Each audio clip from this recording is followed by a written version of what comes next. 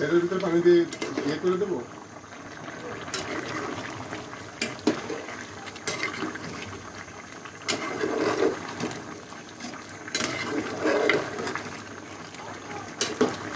এই গরমে যত সবজি খাওয়া যাবে ততই সুস্থ থাকা যাবে। এখানে আছে জালি, পটল, আলু আর চিংড়ি।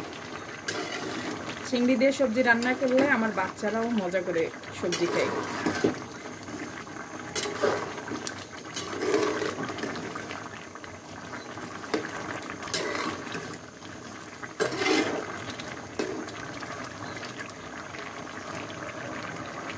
আর গরম গরম সাদা ভাতও রান্না করে ফেলেছি, এই যে অনেক গরম।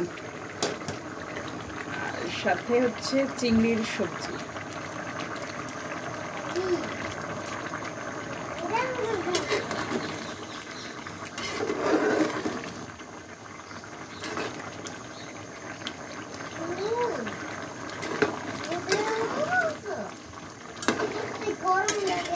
আমার বড় মেয়েটা ভীষণ সবজি খেতে পছন্দ করে,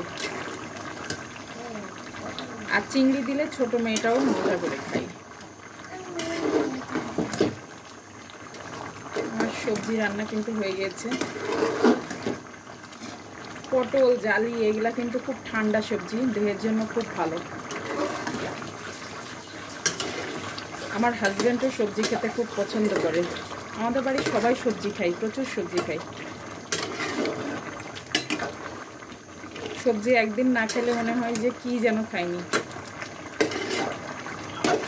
মনে হয় যে কত বছর খাইনি। সবজি খাওয়াই লাগবে। সেই টেস্টি হয়েছে সবজিটা।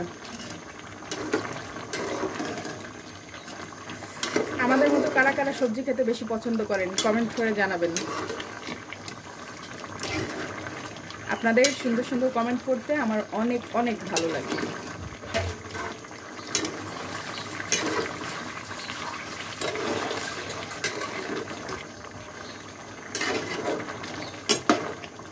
খুব মজার একটা তরকারি রান্না করা হয়ে গেছে, সবজি তরকারি।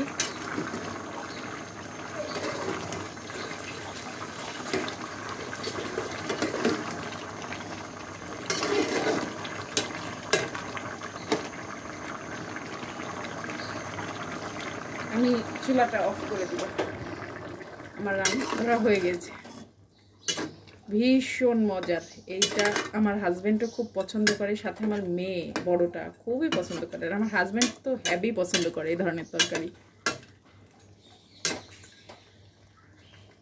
সকাল সকাল রান্না করে ফেললাম চিংড়ি মাছের সবজি তরকারি আর হচ্ছে গরম ভাত। এই তো হচ্ছে সকালের খাবার।